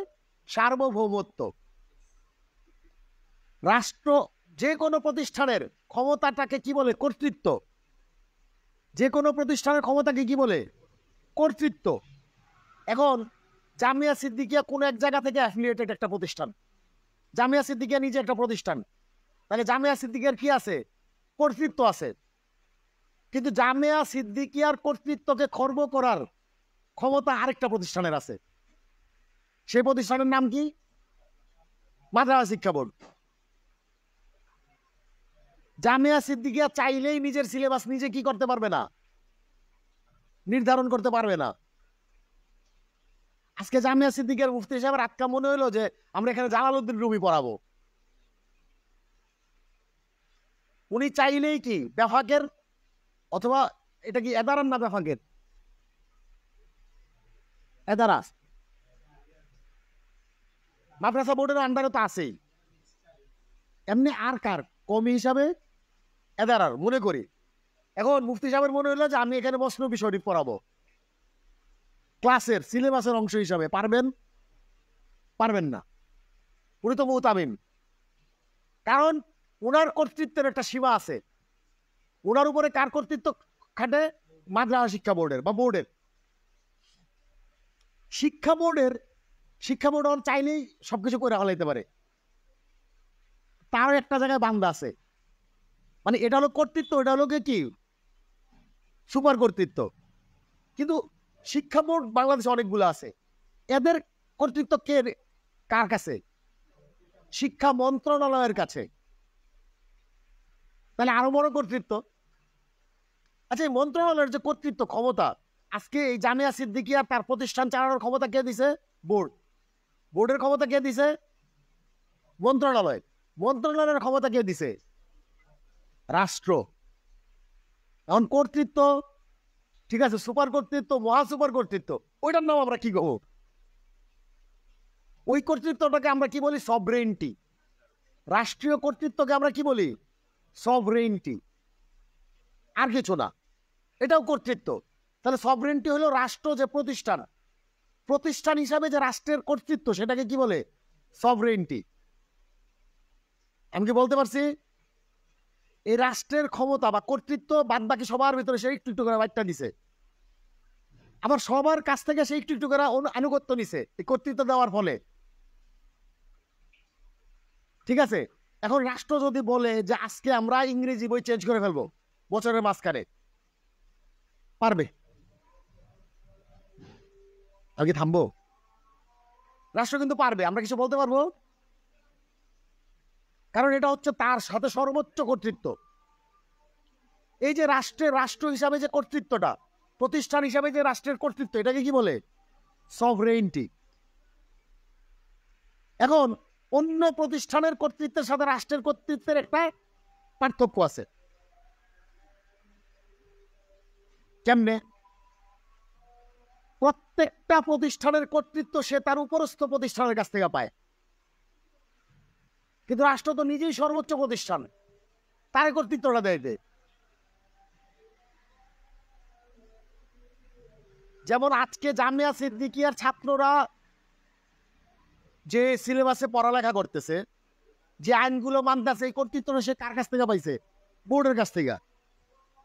বোর্ড যে জামিয়া সিদ্দিকিয়াকে বলতেছে যে তুমি এই বইটা পড়াবা, এই কর্তৃত্ব সে কার কাছ থেকে পাইছে? মন্ত্রণালয়ের কাছ থেকে। মন্ত্রণালয় যে জামিয়া মানে বোর্ডকে নির্দেশ দিচ্ছে, ঠিক আছে, এই কর্তৃত্ব সে কার কাছ থেকে পাচ্ছে? রাষ্ট্রের কাছ থেকে। রাষ্ট্রের কর্তৃত্বটা কেটে দিছে।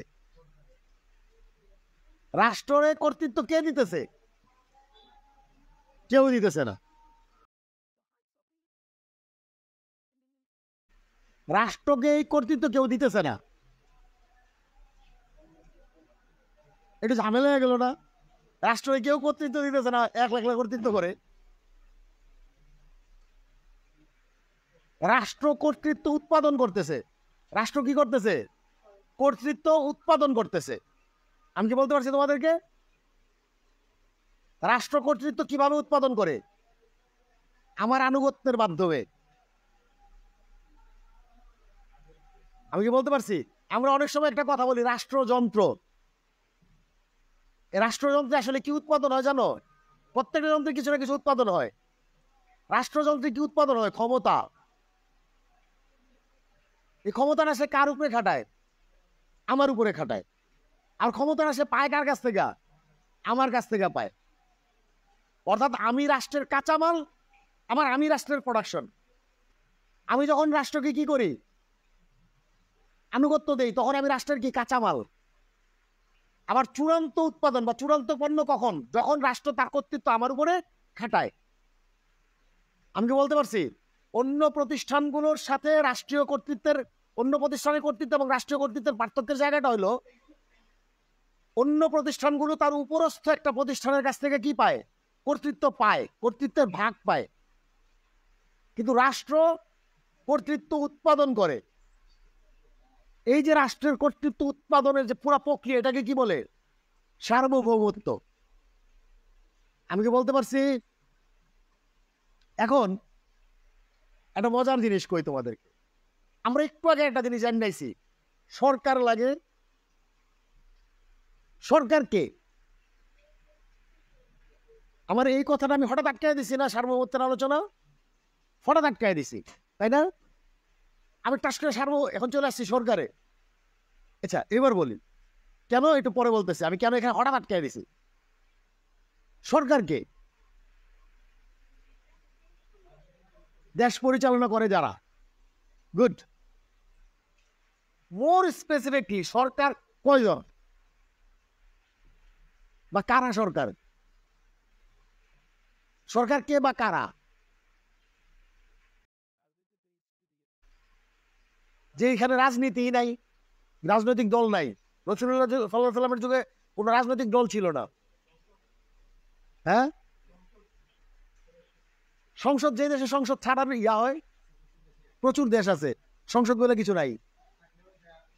সরকার কারা?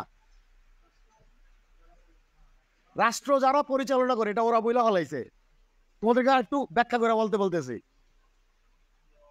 সরকার কে? সরকার কারা? তোমরা এবার আসো।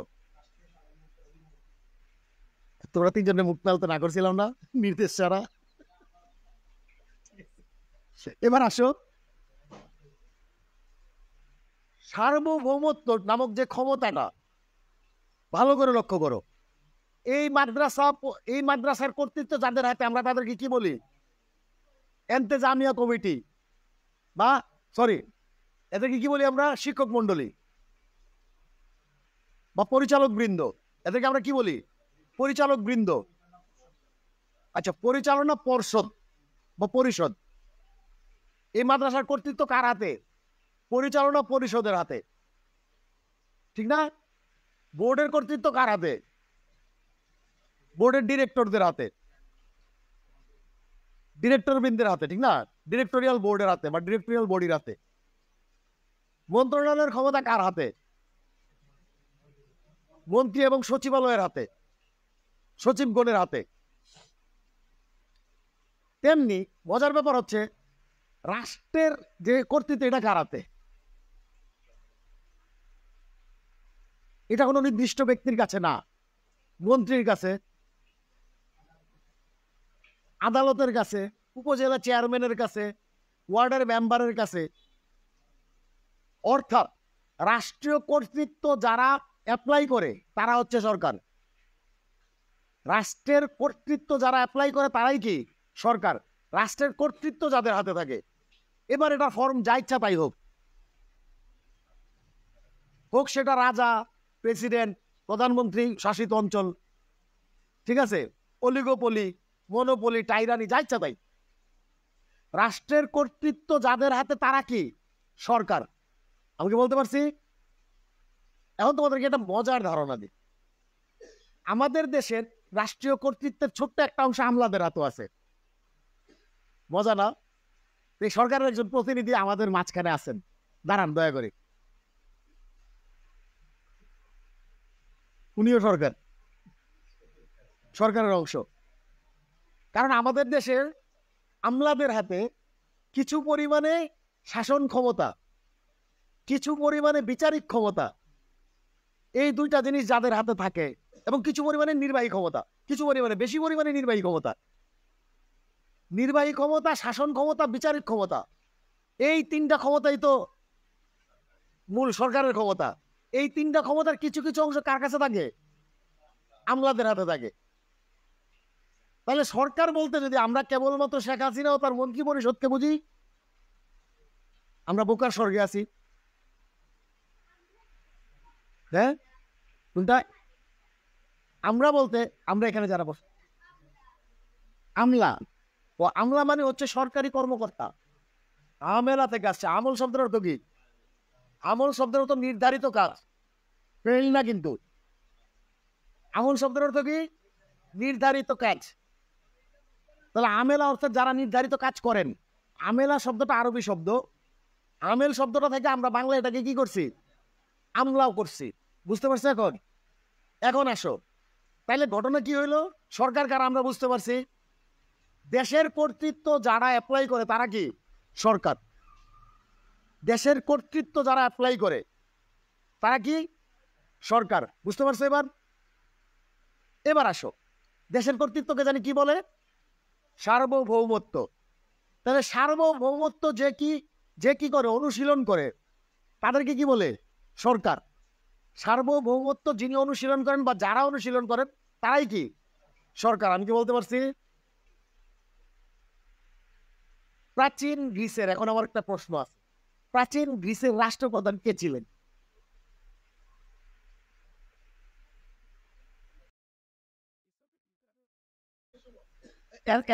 এথেন্সের রিপাবলিকের সময় নাও, আপনি এথেন্সের রাষ্ট্রপ্রধান কে ছিলেন? কেউ ছিলেন না। ওইখানে ছিল অভিজাততন্ত্র। সকল অভিজাতের হাতেই কি আইন প্রণয়নের ক্ষমতা ছিল? অলিগার্কি। এখন সার্বভৌমত্বের যার হাতে থাকে সে আসলে কি কি কাজ করে আমরা দেখি। সে আইন প্রণয়ন করে। সে কি করে? আইন প্রণয়ন করে। তাইলে যার হাতে কি কর্তৃত্ব নেই সে আইন প্রণয়ন করতে পারবে না। এখন জামিয়া সিদ্দিকিয়ার মনে করে একজন বড় ডোনার, এই ভদ্রলোক বছরে 5 লাখ টাকা দেয় নিয়ম কইরা। উনি কি করেন? ফোন করলে ওনাকে যদি বলা হয় যে ফোন কইরা যে আমাদের ছাত্রদের আজকে একটা গরু খাইতে মন চাইছে, উনি টাস করে পাঠাইয়া দেন। তো জামিয়া সিদ্দিকিয়ার উনি খুব বড় বন্ধু না? এই লোক যদি এখন টেলিফোন কইরা বা এই লোক যদি ভিতরে কয় যে জামিয়া সিদ্দিকি আজকে কোনো ক্লাস হবে না, বন্ধ, কেউ মানবো? কেন মানবে না? কারণ কর্তৃত্ব এই লোকের হাতে নেই। সে জামিয়া সিদ্দিকের অনেক বড় বন্ধু, কিন্তু জামিয়া সিদ্দিকের কর্তৃত্ব কি তার হাতে নাই। তাইলে আইন তার মুখ দিয়ে বেরোলে আইন হবে না। হবে? উনি যদি বলেন যে এখন জামিয়া সিদ্দিকিয়ার যারা আজকে কর্তৃপক্ষ আছেন, তারা যদি বলেন যে জামিয়া সিদ্দিকিয়ার সকল ছাত্রের ক্লাসরুমের ইউনিফর্ম হবে কি সবুজ পাঞ্জাবি, দুনিয়ার কেউ আছে এটা বদলাবে?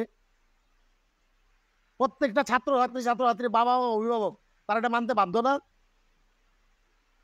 মানতে কিন্তু বাধ্য, কারণ এই কর্তৃত্ব তাদের হাতে আছে। আমি কি বলতে পারছি? আমাদের স্কুল ইউনিফর্ম কিন্তু আমাদের স্যারেরা ঠিক করে দেয়।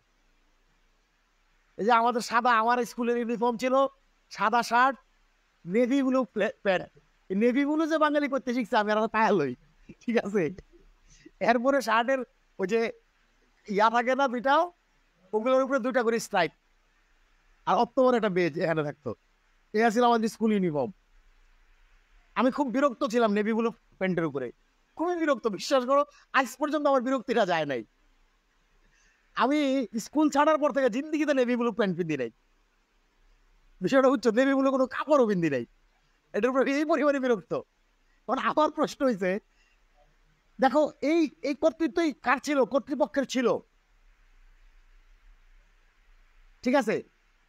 তাইলে আমাদের দেশে মানে আমাদের রাষ্ট্রের যে কর্তৃত্বটা, যেটাকে আমরা কি বলি সার্বভৌমত্ব, তার হাতে যেটা থাকে সেটা দিয়ে সে কি করে? সে আমাদেরকে শাসন করে। সরকার আমাদেরকে কি করে? শাসন জিনিসটা কি একটু পরে আসি। এখন সার্বভৌমত্ব তুমি কখন বুঝবা যে একজন লোকের হাতে সার্বভৌমত্ব আছে বা একটা বোর্ডের কাছে সার্বভৌমত্ব আছে? যখন সে আইন প্রণয়ন করতে পারে। ছোট্ট একটা উদাহরণ দিই, বাংলাদেশ নামক রাষ্ট্রের জন্ম কবে? জোরে বলো। হ্যাঁ, 1971 সালের 16ই ডিসেম্বর। 16ই ডিসেম্বরের পক্ষে কে কে? কত তারিখ? 26শে মার্চ। 26শে মার্চের পক্ষে কে কে? গুড। বাংলাদেশ নামক রাষ্ট্রের জন্ম হয়েছে 26শে মার্চ 1971। সরকার কইয়া ছিল বাগলে। সরকার তখন ধরে রূপে ইন্ডিয়া পার হইতেছে, ঠিক না? সরকার ইন্ডিয়া পার হচ্ছে। আচ্ছা, সার্বভৌমত্ব কই ছিল? পাকিস্তানিদের হাতে, রাওয়ালপিন্ডিতে। সার্বভৌমত্ব হচ্ছে রাওয়ালপিন্ডিতে, সরকার বাগলে।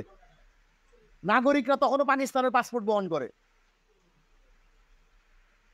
তুই বুঝছি হিসাবটা? খালি ভূখণ্ডটা হয়ে গেল,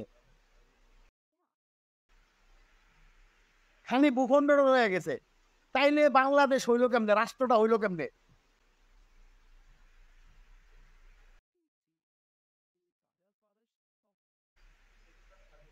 কেউ সাপোর্টে তো কিছু আসে যায় না। কাশ্মীরিরা গত 50 বছর ধরে 70 বছর ধরে সাপোর্ট করতেছে না ভারতকে।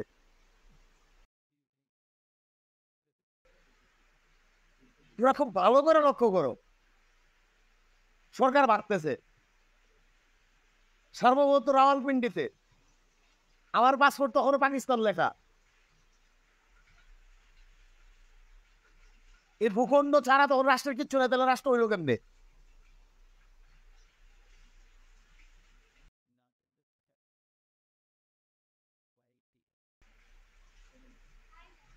বলো, আইন তো তখন কারো আইনি দেয়। তাহলে একটা রাষ্ট্রের রাষ্ট্র হইতে হইলে এতক্ষণ যে চাল করছি আমরা, এই জিনিসগুলো নাও লাগে, না রাখলেও তো হয়।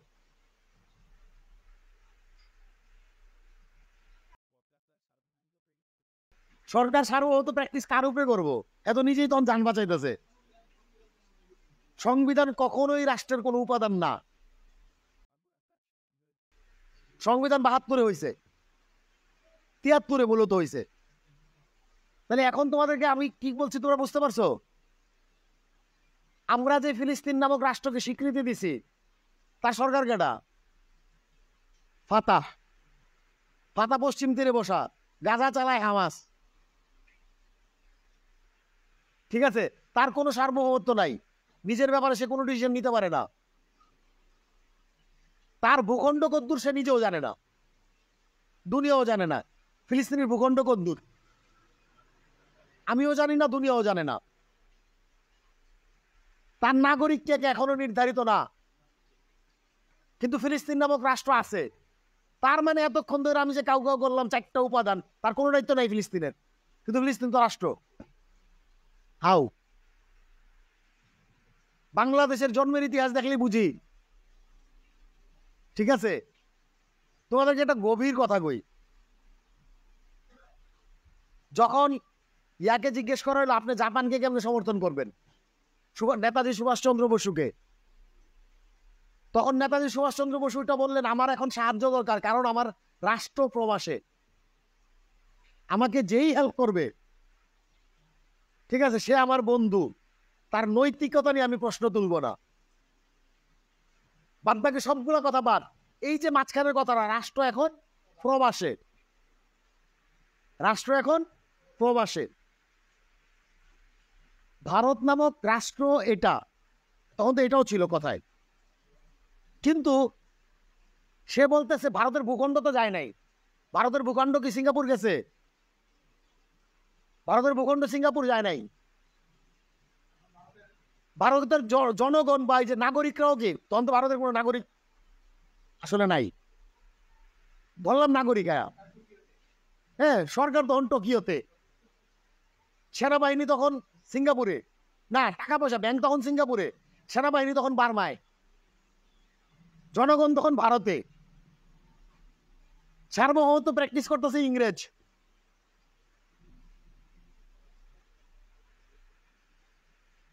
তাহলে আমরা যে এতক্ষণ ধরে কইলাম 4টা উপাদানের কথা, এই 4টা উপাদান ছাড়াই তো রাষ্ট্র গঠিত হয়ে গেছে। আমি কি তোমাদেরকে বলতে পারছি? এই 4টা উপাদান ছাড়াই রাষ্ট্র গঠিত হয়ে গেছে। আসো তোমাদেরকে আরো কিছু বিপদে ফেলাই। ইয়েস,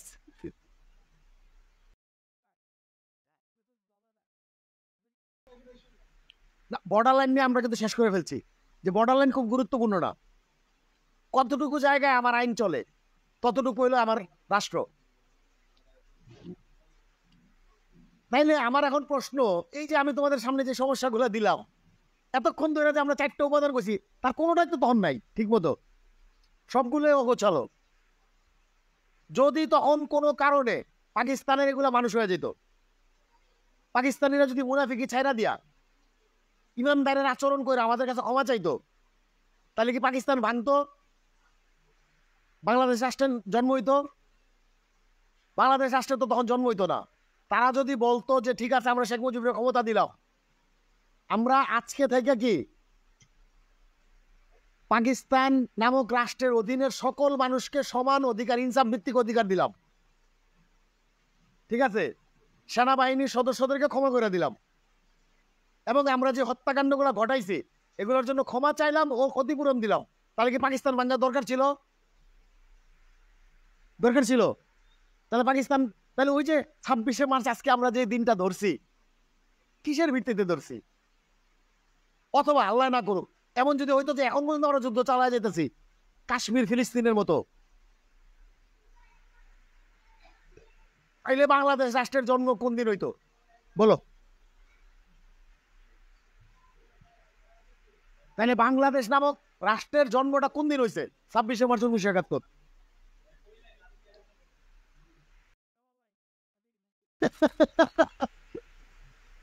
রাষ্ট্র একটা প্রতিষ্ঠান,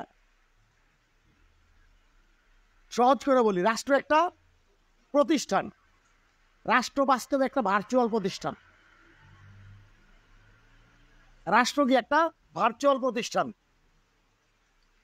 এই কথাটা যতক্ষণ পর্যন্ত আমাদের মাথায় ঠিক মতো না ঢুকবো ততক্ষণ পর্যন্ত আমরা কোনোদিনই আমাদের সত্যিকারের নাগরিক অধিকারও বুঝবো না, আমরা আমাদের দায়িত্বগুলোও বুঝবো না। কথাটা খুব ভালো করে মনে রাখবেন, রাষ্ট্র একটা ভার্চুয়াল প্রতিষ্ঠান। ভার্চুয়াল মানে কি? গুণগত প্রতিষ্ঠান, বাস্তব প্রতিষ্ঠান না। রাষ্ট্র কতগুলা বাস্তবতার উপর চাপায় দেওয়া হয়। রাষ্ট্র নামক এই ভার্চুয়াল প্রতিষ্ঠানটাকে কতগুলা বাস্তবতার উপর কি করা হয়? অ্যাবস্ট্রাক্ট না, সার্বভৌমত্ব অ্যাবস্ট্রাক্ট। ভার্চুয়াল এবং অ্যাবস্ট্রাক্টের পার্থক্য আছে। ভার্চুয়াল অর্থ কি? হেলাল ভাই জ্ঞানী মানুষ, মোশারফ ভাই রাগী মানুষ, ঠিক আছে, মানে আমাদের এগুলো বাস্তব ইয়া যেগুলা। তারপরে জামিল ভাই দার্শনিক মানুষ।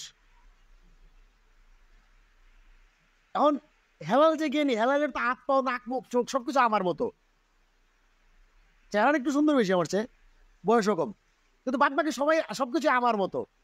তাহলে হেলাল যে জ্ঞানী এটা কেমনে হয়? এটা আমরা কেমনে বুঝি বা কেন বলি আমরা হেলাল যে জ্ঞানী? এটা আমরা কেন বলি হেলাল জ্ঞানী বলো? হেলালের আচরণগুলো এটা প্রকাশ করে যে he has the virtue of wisdom. তার জ্ঞান নামক কি আছে? ভার্চুটা আছে তার মধ্যে। আমি কি তোমাদেরকে বলতে পারছি? অথবা মনে করো মিনা রাজু, চিনো এদেরকে? মিনা রাজু, মিনা কিরকম মেয়েটা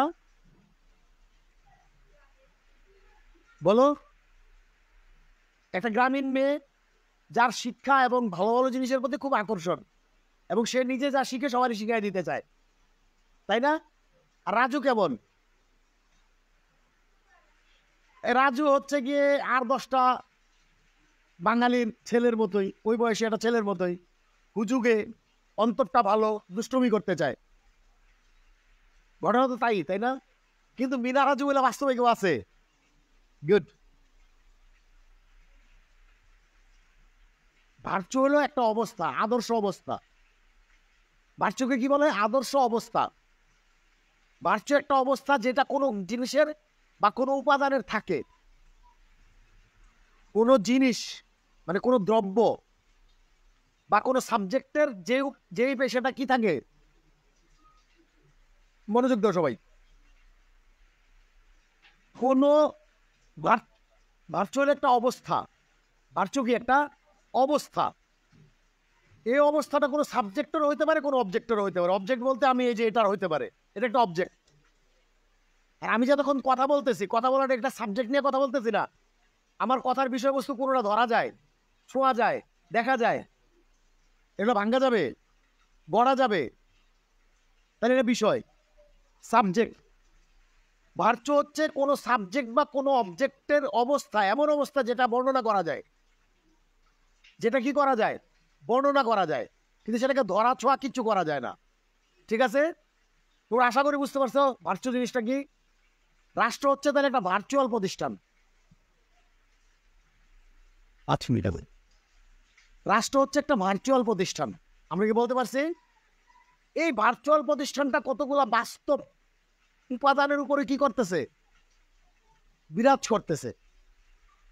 এই মাটি, এই পানি, এই হাওয়া, এই মানুষ, এই মাদ্রাসা, এই সব কিছুতে কোন জিনিসটা বিরাজ করতেছে? রাষ্ট্র। কারণ রাষ্ট্র একটা অবস্থা। এই স্কুলটা রাষ্ট্র না, এই মাটি রাষ্ট্র না, এই মানুষটা রাষ্ট্র না, এই আইনগুলা রাষ্ট্র না, এই সবগুলো মিলেও রাষ্ট্র না, এই সবগুলো মিলেও কি রাষ্ট্র না। এই সবগুলোর মধ্যে আছে যেটা, সেটার নাম কি? রাষ্ট্র। আমি কি তোমাদেরকে বলতে পারছি এই নাগরিক, এই সার্বভৌমত্ব, ঠিক আছে, এই ভূখণ্ড, আর কি জানি লাগে, এই সরকার, এই সবগুলো কোনোটাই রাষ্ট্র না, সবগুলো একত্রেও রাষ্ট্র না। কারণ এরা হচ্ছে রাষ্ট্রের উপাদান। তোমরা শুনছো, কথাটা মনে আছে? আমরা এই জিনিসটা বুঝি না। উপাদান, মানুষের উপাদান কি কি?